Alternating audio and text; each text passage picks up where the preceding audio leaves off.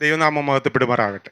എൻ്റെ പേരും പാസ്റ്റർ പറഞ്ഞല്ലോ, ഷാജി ആൻ്റണി. ഞാൻ ഗിഡിയോൻസ് ഇൻ്റർനാഷണൽ ബന്ധപ്പെട്ടാണ് ഇന്ന് സഭയിൽ വരുവാനിടയായത്. ഇതുമായിട്ട് കേരളത്തിൽ അങ്ങോളം ഇങ്ങോളം പലപ്പോഴും യാത്ര ചെയ്യുവാനും പല സഭകളിൽ ഇതുപോലെ ആരാധനയിൽ പങ്കെടുക്കുവാൻ തക്കൊണ്ട് ഇടയായിക്കൊണ്ടിരിക്കുകയാണ് ദൈവം. ഇവിടെ വരുമ്പോൾ ഞാൻ ചിന്തിക്കുകയായിരുന്നു, ഇതുപോലുള്ള ഈ പുൽപ്പിറ്റിൽ നിൽക്കുവാൻ തക്കോണം എനിക്കും യാതൊരു യോഗ്യതയും ഉണ്ടായിരുന്നില്ല. ദൈവത്തിൻ്റെ കരുണ. കാരണം ഞാനും ഒരു പാരമ്പര്യ കാത്തോലിക്ക കുടുംബത്തിൽപ്പെട്ട ആളായിരുന്നു. എന്നാൽ എൻ്റെ പിതാവ് രക്ഷിക്കപ്പെട്ടു. 18-ാമത്തെ വയസ്സിൽ രക്ഷിക്കപ്പെട്ടതിനാൽ പെന്തക്കോസ്ത് മാതാപിതാക്കളാൽ ജനിച്ച് വളർത്തപ്പെടുവാൻ തക്കണം എനിക്കും ഇടയായി. എനിക്ക് 59 വയസ്സുണ്ട്. ഞാനിവിടെ ചിന്തിച്ചപ്പോൾ പല സഭകളിലും ഞാൻ ചെല്ലുമ്പോൾ ഇപ്പോഴത്തെ പ്രധാനപ്പെട്ട ഒരു പ്രശ്നം എന്ന് പറയുന്നത് നമ്മുടെ യുവാക്കൾ സഭയിലില്ലെന്നുള്ളതാണ്.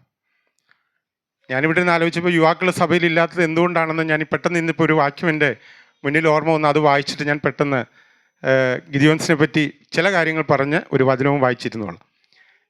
പുറപ്പാട് ദിവസം 31-ാം അധ്യായം അതിൻ്റെ 2-ാം വാക്യം ഇങ്ങനെ വായിക്കുന്നു: ഇതാ ഞാൻ യഹൂദാ ഗോത്രത്തിൽ ഹൂരിൻ്റെ മകനായ ഊരിയുടെ മകൻ ബെസലേലിനെ പേർ ചൊല്ലി വിളിച്ചിരിക്കുന്നു. ഇതിൻ്റെ ചരിത്രം നിങ്ങൾക്കറിയാം. സമാപന കൂടാരം ഉണ്ടാക്കാൻ വേണ്ടി 2 പേരെ ദൈവം തിരഞ്ഞെടുക്കുകയാണ്. അതിൽ ഒരാളാണ് ബെസലേൽ. ഈ ബെസലേൽ ആരാന്ന് അതിൽ പറഞ്ഞിട്ടുണ്ട്. ഹൂരിൻ്റെ മകനായ ഊരിയുടെ മകൻ എന്ന് വെച്ചാൽ ഹൂരിയുടെ കൊച്ചു മകനാണ്. ഈ ഹൂരി ആരാണ്? ഞാൻ ഇവിടെ നിന്ന് ചിന്തിച്ചപ്പോഴാണ് ആലോചിച്ചത്. ഹൂരി ആരാണ്?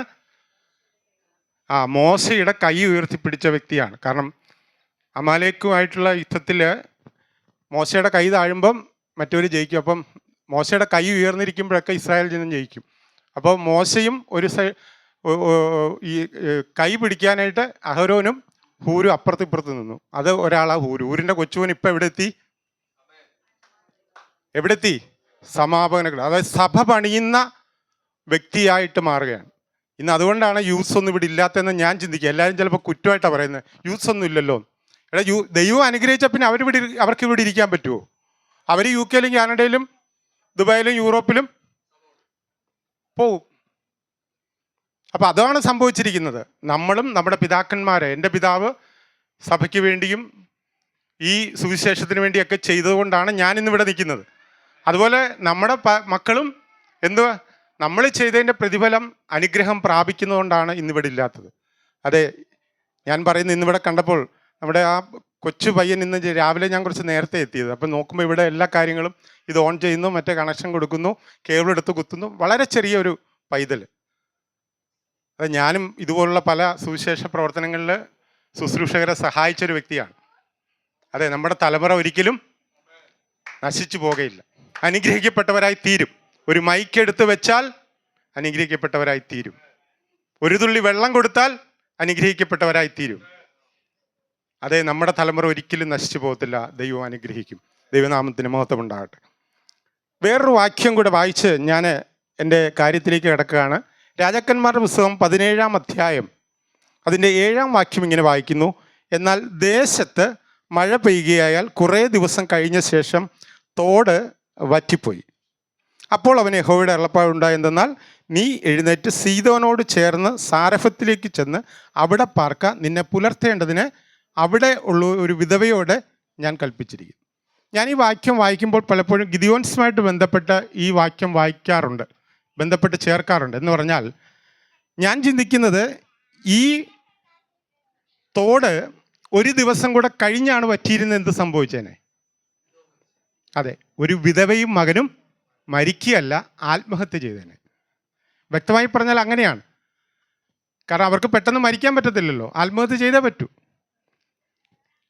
ഏലിയാവ് ഈ സാരഫത്തിലേക്ക് ചെല്ലുമ്പോൾ ഈ വിധവയോട് പറയുന്നു, എനിക്ക് കുടിപ്പാൻ അല്പം വെള്ളം തരണമെന്ന് പറയുന്നു. അപ്പോൾ വിധവ പറയുന്നു, കലത്തിൽ കുറച്ച് മാവും ഭരണിയിൽ കുറച്ച് എണ്ണയുണ്ട്, ഒരു അപ്പം ഉണ്ടാക്കിയിട്ട് ഞാനും എൻ്റെ മകനും കഴിച്ചിട്ട് ആത്മഹത്യ. കാരണം പിന്നീട് ക്ഷാമം നടക്കുന്ന ഒരു കാലഘട്ടത്തിൽ കൂടാണ് കടന്നു പോയിക്കൊണ്ട്. ഇന്ന് ലോകത്തിൽ ഇതാണ് സംഭവിച്ചിട്ടുണ്ട്. മനുഷ്യന് വെറും ആഹാരമില്ലാഞ്ഞിട്ട് പോലും, അതായത് നാളെ കഴിക്കാൻ ആഹാരമില്ല, അവരുടെ മനസ്സിൽ എന്താ വരുന്നത്?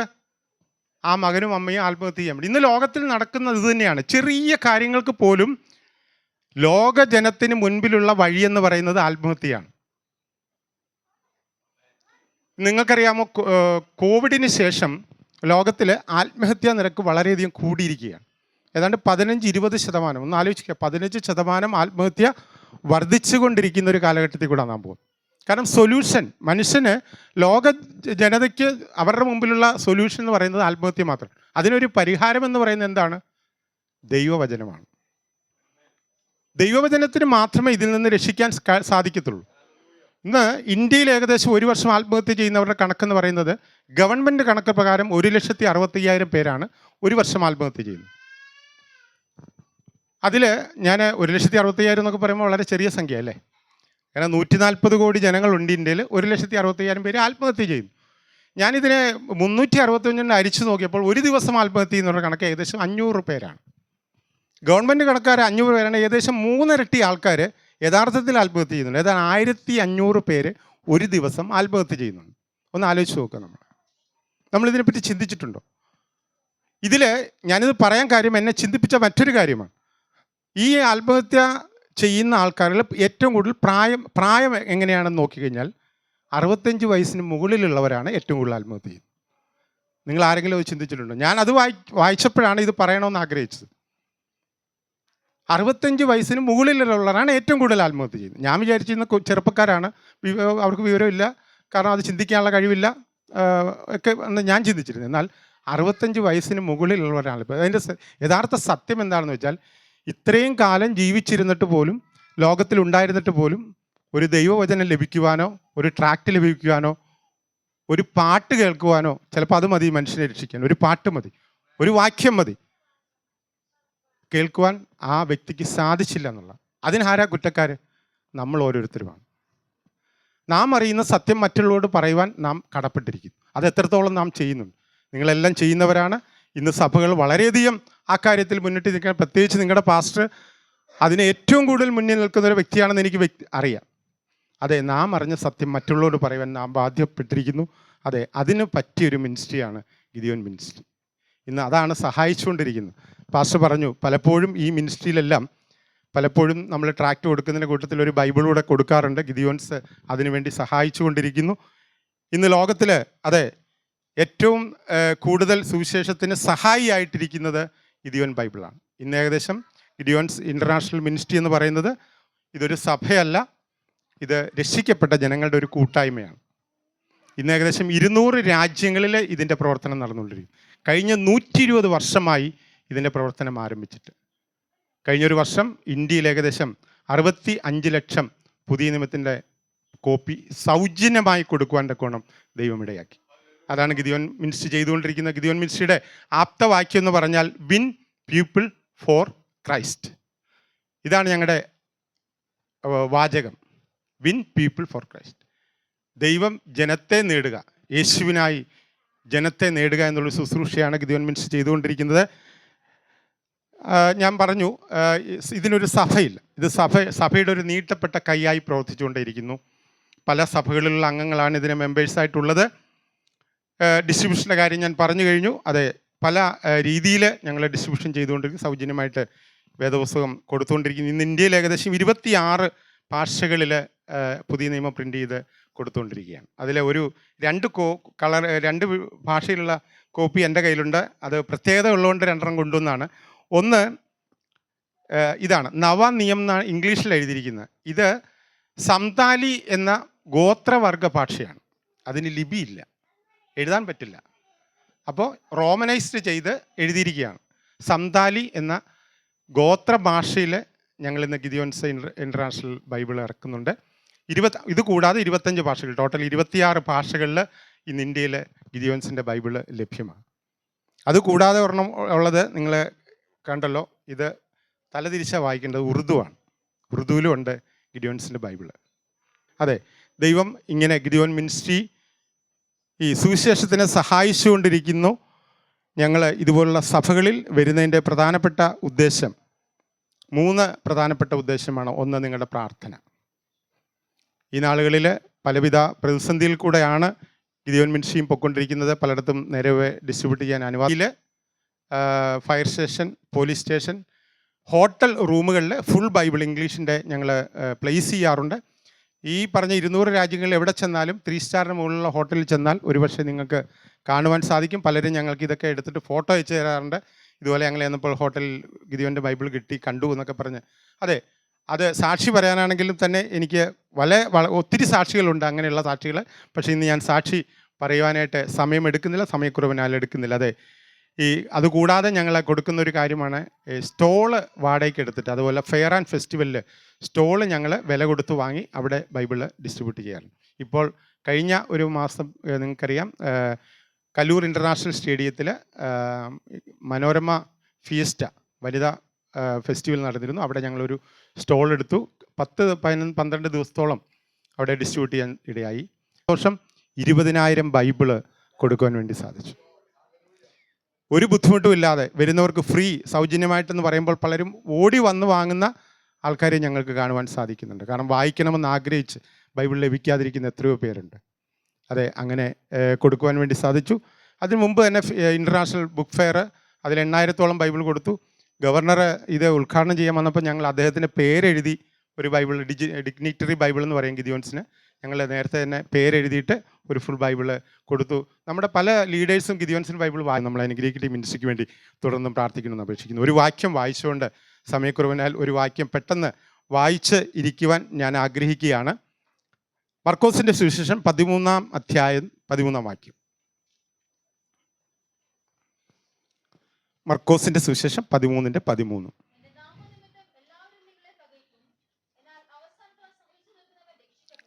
അതെ, ഈ ഒരു വാക്യം വായിച്ച് ചില കാര്യങ്ങൾ, ഒരു 3 കാര്യങ്ങൾ ഇതിനെപ്പറ്റി ഓർപ്പിച്ച് ഞാൻ പെട്ടെന്ന് ഇരുന്നുകൊള്ളാം. എൻ്റെ നാമനിമിത്തം എല്ലാവരും നിങ്ങളെ പകയ്ക്കും, എന്നാൽ അവസാനത്തോളം സഹിച്ചു നിൽക്കുന്നവൻ രക്ഷിക്കും. അപ്പോൾ ഇവിടെ ഒരു വാക്ക് പറയുന്നത്, എന്നെ ചിന്തിപ്പിച്ചൊരു വാക്യം ഇതാണ്, അവസാനത്തോളം. ഈ അവസാനത്തോളം എന്ന് പറയുന്ന വാക്യത്തിന് വളരെ പ്രാധാന്യമുണ്ട് ദൈവജനങ്ങളുടെ ഇടയിൽ. ഇവിടെ ഒരു സിസ്റ്റർ അമ്മച്ചി മുമ്പേ സാക്ഷി പറഞ്ഞപ്പോൾ ഇത്രത്തോളം ഇത്രത്തോളം ഇത്രത്തോളം എന്ന് പറയുന്നത് കേട്ടു.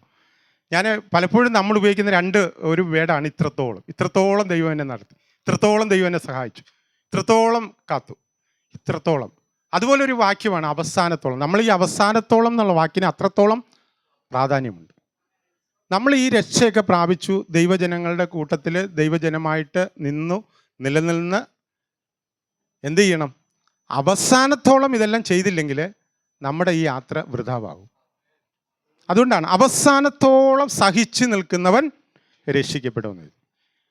ഞാനൊരു 3 കാര്യം ഓർപ്പിക്കുകയാണ്. അവസാനത്തോളം നമ്മളിൽ കാണേണ്ട ഒരു 3 കാര്യങ്ങൾ. ഒന്ന്, അവസാനത്തോളം കാണേണ്ട ഒരു കാര്യത്തിൽ പറയുന്നത് ഇതാണ്, പരീക്ഷ സഹിക്കുന്ന മനുഷ്യൻ ഭാഗ്യവാൻ, അവൻ കൊള്ളാകുന്നവനായി തെളിഞ്ഞ ശേഷം ജീവകിരീടം പ്രാപിക്കും. അപ്പം പരീക്ഷ, ക്രിസ്തീയ ജീവിതത്തിൽ നമുക്ക് പരീക്ഷകളുണ്ട്.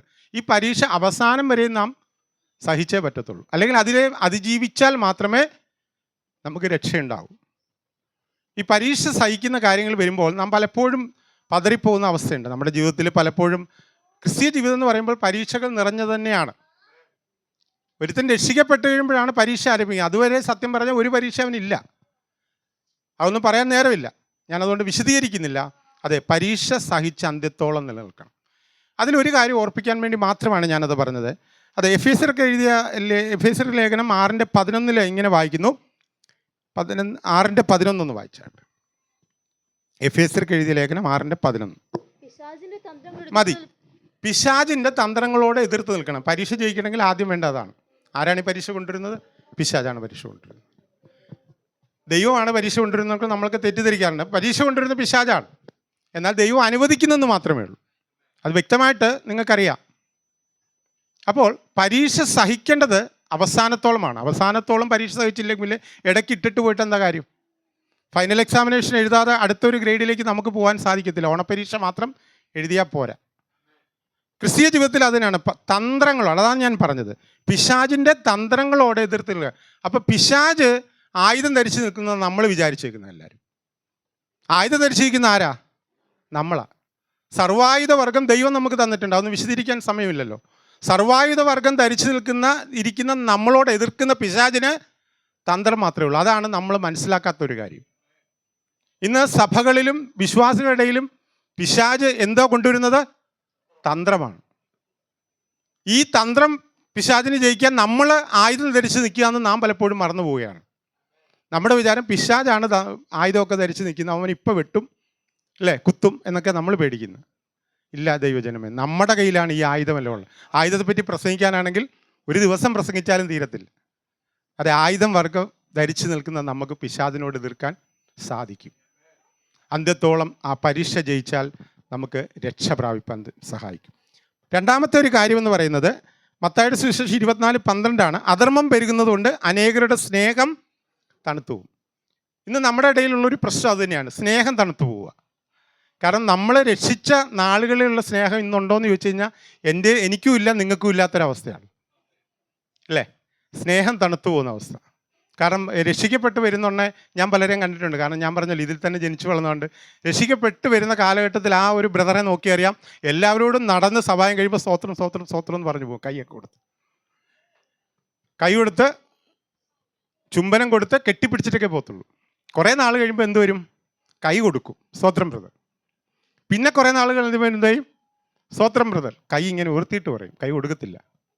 സ്തോത്രം, പ്രൈസ് ദി ലോർഡ്. ഇപ്പോഴത്തെ പറഞ്ഞ പിള്ളേരുടെ ലെവലിൽ പറഞ്ഞ ഹായ്, അതിലേക്ക് മാറുകയാണ്. സ്നേഹം തണുത്തും. നമ്മൾ അതിനൊരു ഉദാഹരണമുണ്ട്. ഇസ്രായേൽ മക്കൾ മന്നയെ പറ്റി പറയുന്നത് അത് തന്നെയാണ് അല്ലേ? മന്ന ആദ്യം കൊടുത്തപ്പോൾ എന്തോ പറഞ്ഞത്? തേൻ കൂട്ടിയ ദോശയുടെ രുചി എന്നാ പറയുന്നത്. ബാക്കിയൊന്നും എടുക്കാൻ നേരമില്ല. പുറപ്പാട് ദിവസം 16:31 പറയുന്നത് തേൻ കൂട്ടിയ ദോശ. പിന്നെന്താ പറയുന്നത്? സംഖ്യാപുസ്തകം 15:8 വരുമ്പോൾ എണ്ണ ചേർത്ത ദോശയായി. രണ്ടാമത്തെ സ്റ്റേജ് അതാ സ്നേഹം. നമ്മുടെ സ്നേഹം അങ്ങനെയാണ്. ആദ്യം തേൻ കൂട്ടിയ ദോശ, പിന്നെ എണ്ണ ചേർത്ത ദോശ. പിന്നെ വരുമ്പോൾ എന്താ പറയുന്നത്? നിസ്സാരമായി ഈ സാധനം ഞങ്ങൾക്ക് എന്തെന്ന് നോക്കുക. ഒരു മന്നയെ തന്നെ, മന്നയ്ക്ക് ഒരു മാറ്റം വന്നിട്ടില്ലായിരുന്നു. പക്ഷേ അതിൻ്റെ കാഴ്ചപ്പാടിൽ മാറ്റം. നമ്മുടെ സ്നേഹത്തിനുള്ള കാഴ്ചപ്പാടിൽ ഓരോ ദിവസം മാറ്റം ഉണ്ടാവും.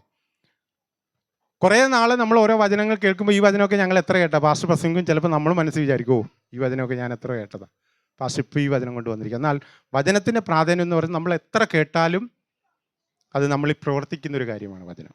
ഞാനീ പറഞ്ഞ കാര്യങ്ങളൊക്കെ നിങ്ങൾ കേട്ടിട്ടുള്ളതായിരിക്കും. പക്ഷേ ഞാൻ പറയുന്നത് അതാ, സ്നേഹം തണുത്തു പോകാതെ നമ്മൾ നിലനിർത്തിക്കൊണ്ട് അവസാനത്തോളം നമുക്ക് സ്നേഹം നിലനിർത്തുവാൻ കൊണ്ട് ദൈവം സഹായിക്കട്ടെ. മൂന്നാമതൊരു കാര്യം എന്ന് പറയുന്നത്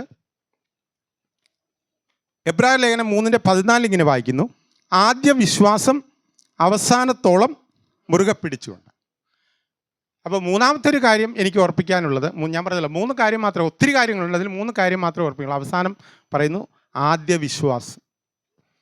നമ്മൾ രക്ഷിക്കപ്പെട്ട് വരുന്ന കാലങ്ങളിൽ നമ്മുടെ വിശ്വാസം എന്ന് പറഞ്ഞാൽ ഭയങ്കരമായിട്ട് പറയുന്ന ആൾക്കാരെ ഞാൻ കണ്ടിട്ടുണ്ട്. ഒരു പ്രശ്നവുമില്ല, അത് നേരിടാൻ ചങ്കുറ്റത്തോടെ നിൽക്കും. എന്നാൽ കുറേ പോയി കഴിയുമ്പോഴേക്കും നമുക്ക് ഈ വിശ്വാസം ഇങ്ങനെ കുറഞ്ഞുകൊണ്ടിരിക്കും. വിശ്വാസത്തിന് നമ്മുടെ രീതിയിൽ പറഞ്ഞാൽ, എൻ്റെ രീതിയിൽ പറഞ്ഞാൽ, നമ്മൾ വിശ്വസിക്കുന്നതിന് പോലും ഒരു ലിമിറ്റ് വെക്കുന്നവരാണ്. ഞാൻ ഉദാഹരണം പറഞ്ഞാൽ, എൻ്റെ മകൻ പഠിക്കാൻ കുറച്ച് താഴോട്ടാന്ന് വെച്ചു, ഗ്രേഡ് അത്ര അവന് ഗ്രാഹ്യമില്ല, പഠിക്കുന്നവനല്ല എന്ന് വിചാരിക്കുക. ഞാൻ അവൻ SSLC പഠിക്കുന്ന സമയത്ത് കേരളത്തിലെ 1ാം റാങ്ക് ലഭിക്കാനായിട്ട് പ്രാർത്ഥിക്കുമോ? ഇല്ല. ഞാൻ എന്ത് പ്രാർത്ഥിക്കും? എങ്ങനെയെങ്കിലും അവനെ ഒന്ന് പാസ്സാക്കി വിടണമെന്ന്, എങ്ങനെയെങ്കിലും ഒന്ന് പാസ്സാക്കി വിടണമെന്ന് പ്രാർത്ഥിക്കും. ഞാൻ 1ാം റാങ്കിന് പ്രാർത്ഥിക്കത്തില്ല. അതാണ് ഞാൻ പറഞ്ഞത്, നമ്മുടെ വിശ്വാസം എന്ന് പറയുന്നത് നമ്മളൊരു ലിമിറ്റ് വെച്ചിട്ടുണ്ട്. വിശ്വാസത്തിന് ലിമിറ്റ് വെക്കുന്നവരാണ്. പ്രാർത്ഥിക്കുമ്പോൾ സ്കൂട്ടർ കിട്ടാൻ സാധ്യതയുണ്ടെങ്കിൽ കർത്താവ് എനിക്കൊരു സ്കൂട്ടർ കിട്ടണമെന്ന് പ്രാർത്ഥിക്കും. കാറ് കിട്ടാനുള്ള ചാൻസസ് ഉണ്ടെങ്കിൽ കാർ ലഭിക്കണമെന്ന് പ്രാർത്ഥിക്കും. വിശ്വാസം എന്നതോ ആശിക്കുന്നതിൻ്റെ ഉറപ്പും കാണാത്ത കാര്യങ്ങളുടെ നിശ്ചയം. ആ ലെവലിലേക്ക് നമുക്ക് വരാൻ സാധിക്കുമോ? കാണാത്ത കാര്യങ്ങളുടെ നിശ്ചയം, കാണാത്ത ഒരു കാര്യത്തിന് വേണ്ടിയിട്ട് അങ്ങനെ പ്രാർത്ഥിക്കാൻ വേണ്ടി നമുക്ക് സാധിക്കുമോ? ആ വിശ്വാസത്തിൽ ലെവലിലേക്ക് നമുക്ക് വരുവാൻ വേണ്ടി സാധിക്കുമോ? വരണം. ഒരു വിശ്വാസിയാണ് വന്നേ പറ്റൂ. ആ വിശ്വാസം നമ്മൾ അവസാനത്തോളം കാത്തു സൂക്ഷിക്കുകയും വേണം. എങ്കിൽ മാത്രമേ രക്ഷ പ്രാപിക്കാൻ വേണ്ടി സാധിക്കത്തുള്ളൂ. അതെ, അവസാനത്തോളം സഹിക്കുന്നുവെങ്കിൽ, അതെ, അവസാനത്തോളം ഈ കാര്യങ്ങൾ നിലനിർത്തിയാൽ മാത്രമേ നമുക്ക് രക്ഷ പ്രാപിക്കാൻ വേണ്ടി സാധിക്കൂ. സമയക്കുറവിനാൽ ഞാൻ നിർത്തുകയാണ്. നമ്മുടെ വാക്യം വായിച്ചത് ഏതായിരുന്നു? എൻ്റെ നാമനിമിത്തം എല്ലാവരും നിങ്ങളെ പകയ്ക്കും, എന്നാൽ അവസാനത്തോളം സഹിച്ചു നിൽക്കുന്നവൻ രക്ഷിക്കപ്പെടും. അപ്പോൾ രക്ഷിക്കപ്പെടുമെന്ന് അവിടെ പറഞ്ഞു. അപ്പോൾ നമ്മളാരും രക്ഷിക്കപ്പെട്ടിട്ടില്ലേ ഇതുവരെ? 2 രക്ഷയുണ്ട് അല്ലേ? ഒന്ന്, നമ്മൾ യേശുവിനെ അറിഞ്ഞ് കർത്താവിനെ സ്വന്തം രക്ഷിതാവായി സ്വീകരിക്കുമ്പോഴുള്ള രക്ഷ. അതെ, ഇനിയും ഒരു രക്ഷയും കൂടെ ഉണ്ട്, അന്തിമ രക്ഷ. അതെ, ഈ രക്ഷയെന്ന് പറയുന്നത് അന്തിമ രക്ഷ വരെ നാം കാത്തു സൂക്ഷിക്കണം. അന്തിമ രക്ഷ എന്ന് പറയുന്നത് എക്സാമ്പിൾ പറഞ്ഞാൽ, അതിനൊരു എക്സാമ്പിൾ പറഞ്ഞ് ഞാൻ നിർത്താം. ഒരുപക്ഷെ നിങ്ങളുടെ മനസ്സിൽ ഉദാഹരണം പറയുമ്പോൾ കുറച്ചുകൂടെ ഓർമ്മ നിൽക്കുമെന്ന് ഞാൻ വിചാരിക്കുകയാണ്. ഈ രക്ഷയെന്ന് പറയുമ്പോൾ നമ്മൾ പ്രാപിച്ച രക്ഷയെന്ന് പറയുന്നത്, നാം ഒരു വള്ളത്തിൽ പോവാന്ന് വയ്ക്കുക, അല്ലെങ്കിൽ ബോട്ടിൽ പോവുകയാണ്. ബോട്ട് തകർന്ന് നമ്മൾ വെള്ളത്തിൽ വീണു. നാം ബോട്ടിൻ്റെ ഒരു കഷ്ണത്തിൻ്റെ മേളിൽ കയറി എങ്ങനെയോ പിടിച്ച് കയറി നിന്നു. വെള്ളത്തിൽ കിടക്കുവാണ്, ഈ ബോട്ടിൻ്റെ കഷ്ണത്തിൻ്റെ മേളിൽ നിൽക്കുക. രക്ഷപ്പെട്ടു അല്ലേ?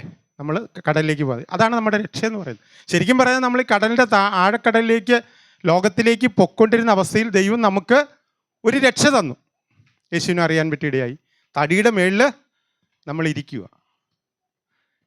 ആ വ്യക്തിയോട് നീ രക്ഷപ്പെട്ടോ എന്ന് ചോദിച്ചാൽ, ആരെങ്കിലും ചോദിക്കുകയാണ് രക്ഷപ്പെട്ടോ എന്ന് ചോദിച്ചാൽ രക്ഷപ്പെട്ടെന്ന് പറയുമോ?